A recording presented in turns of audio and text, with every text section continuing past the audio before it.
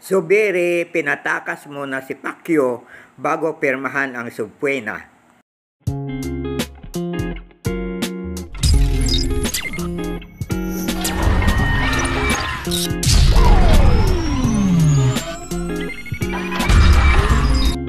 Ang pastor ng kulto na Kingdom of Jesus Christ na si Apollo Kibuloy ay pinagbibintangan ng rape, child labor at iba pang mga pang-aabuso ay iniimbestigahan sa House of the Senate ni Senator Risa Hontiveros. Ayon sa rumors, dinribol-dribol daw ang Senate President Miguel Zubiri ang pagpirma ng subpoena para makatakas sa China.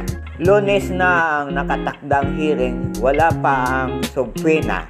Sabado na ngayon. Ayon kay Zubiri, pagdating niya sa Maynila dahil nasa Davao siya, pipirmahan niya agad. Ayos na ayos. Wala na si Kibuloy. Ang galing.